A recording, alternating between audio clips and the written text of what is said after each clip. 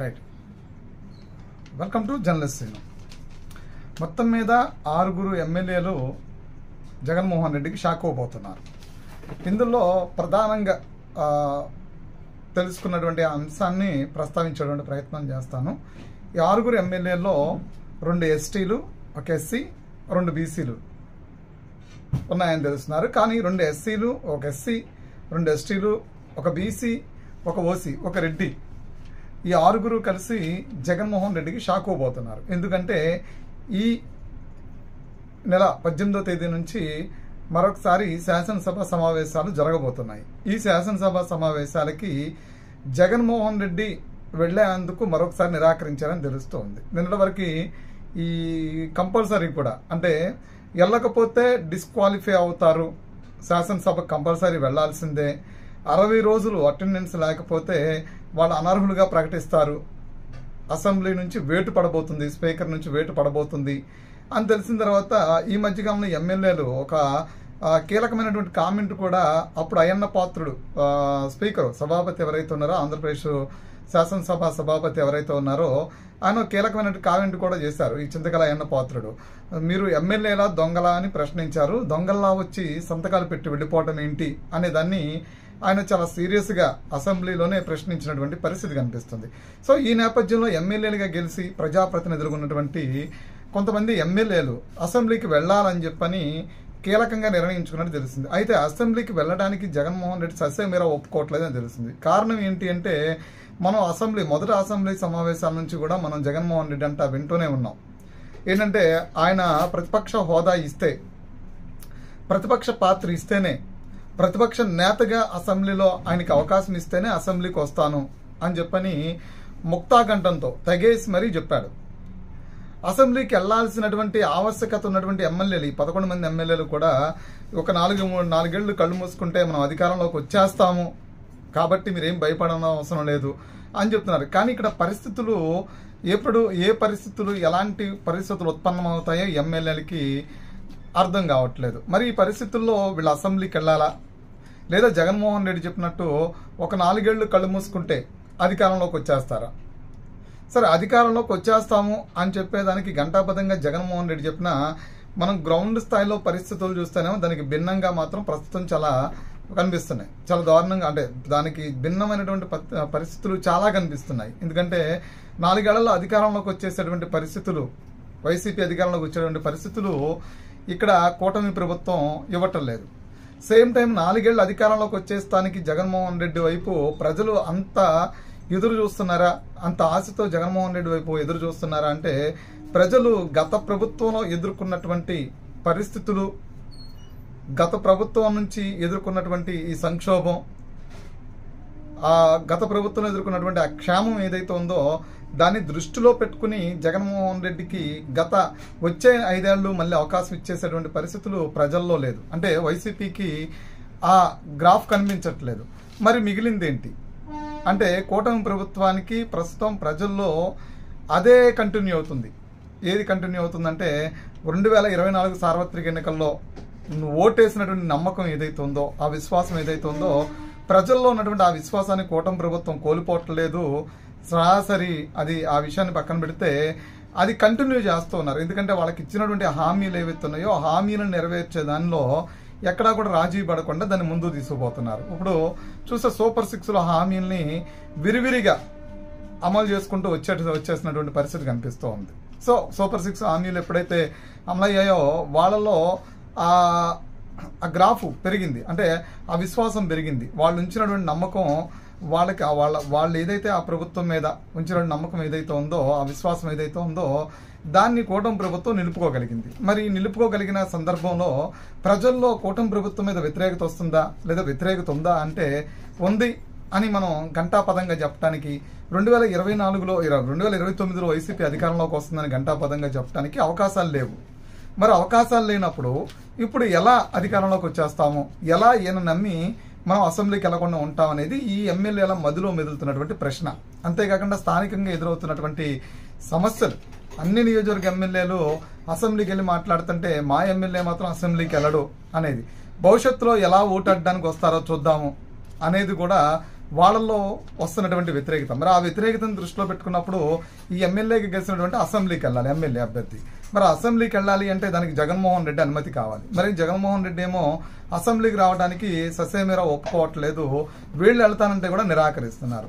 సరే disqualify అవుతామంటే disqualify చేసే అంత పరిస్థితులు ఉండవు అని చెప్పని మొండిగా వాళ్ళతో వారిస్తున్నట్టు తెలుస్తుంది. కానీ ఇక్కడ ఉన్నటువంటి పరిస్థితులు అంటే కూటమి ప్రభుత్వంలో ఉన్నటువంటి పరిస్థితులు చూస్తే కనుక ఇప్పుడు రఘురామకృష్ణరాజు రీసెంట్ గా చేసినటువంటి కామెంట్స్ మనం ప్రధానంగా తీసుకుందాము. ఇప్పుడు చంద్రబాబు నాయుడు డిస్క్వాలిఫై చేయకుండా ఆపిన దాన్ని ఆపగలిగిన సార్ రఘురామకృష్ణరాజు నోటు వెంట అయితే మాత్రం ఈ మధ్యకాలం ఒక నాణ్యముత్యాలు అయితే వచ్చాయి, డిస్క్వాలిఫై చేస్తాము 60 రోజులు నిరవధికంగా అసెంబ్లీకి రాకపోతే అని. మరి గతంలో దొంగల్లా వచ్చి సంతకాలు పెట్టి వెళ్ళిపోతారా, ఇది చింతకాల అయ్యన్న పాత్రుడు అన్నట్టు వచ్చి సంతకాలు పెట్టి వెళ్ళిపోతారా అంటే సంతకాలు పెట్టేసి వెళ్ళిపోవడానికి ఎమ్మెల్యేలా మీరు దొంగలా అనిపించుకోవాల్సినటువంటి పరిస్థితి కనిపిస్తుంది. మరి ఈ పరిస్థితుల్లో కొత్తగా గెలిచినటువంటి ఎమ్మెల్యేలు, ఫస్ట్ టైం అసెంబ్లీకి వచ్చినటువంటి ఎమ్మెల్యేలు, మరి వీళ్ళు ఏ నిర్ణయం తీసుకోగలుగుతున్నారు అంటే ఒకే ఒక నిర్ణయం తీసుకోగలుగుతున్నారు. 2 అంశాలు ప్రధానంగా వాళ్ళ ముందు ఉన్నట్టు తెలుస్తూ ఉంది.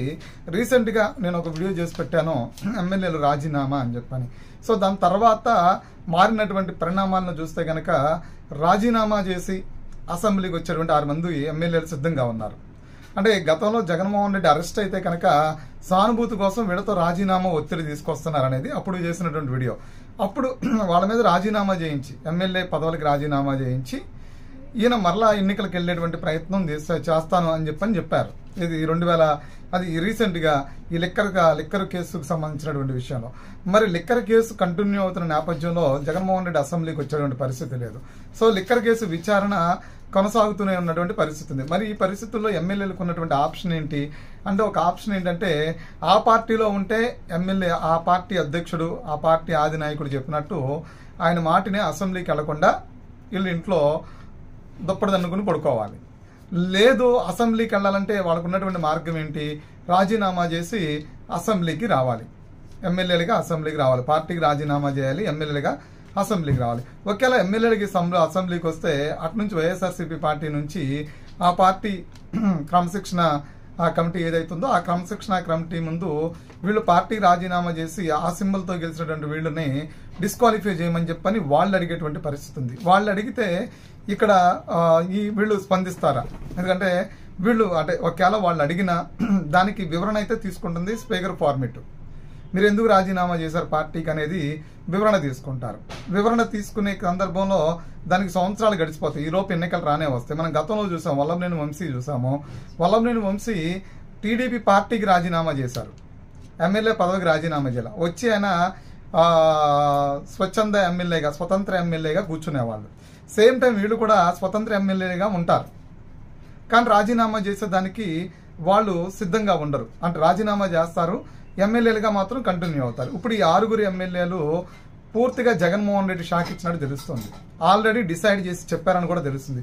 మేము అసెంబ్లీకి వెళ్లాలని డిసైడ్ అయి ఉన్నాము, స్థానికంగా పరిస్థితులు మాకు వ్యతిరేకంగా ఉంటున్నాయి, ప్రజాప్రతినిధులుగా ఎన్నిక కాబడినటువంటి మేము ప్రజలకి జవాబుదారిగా ఉన్నాం, కాబట్టి ప్రజలు మా మీద విశ్వాసం ఉంచాలి అన్న, రానున్న రోజులు అంటే భవిష్యత్ రాజకీయాల్లో ముందుకెళ్లాలన్నా సరే మేము ఎమ్మెల్యేలుగా అసెంబ్లీకి వెళ్ళాలి, ప్రభుత్వ విధానాలని ప్రశ్నించాలి, లేదా మా నియోజకవర్గ డెవలప్మెంట్ కోసం మేము నిధులు సమకూర్చుకోవాలి, కాబట్టి మేము అసెంబ్లీకి వెళ్లాల్సిందే అని తీర్మానించుకున్నామని చెప్తున్నారు. సో దానికి ఉన్నటువంటి అంటే అసెంబ్లీకి వెళ్ళడానికి జగన్మోహన్ రెడ్డి మొన్న రీసెంట్ గా కొద్ది రోజుల కిందట చెప్పినటువంటి అంశం కూడా ఏంటంటే ప్రతిపక్ష హోదా ఇస్తేనే అసెంబ్లీకి వస్తామని చెప్పని తెగేసి చెప్పారు.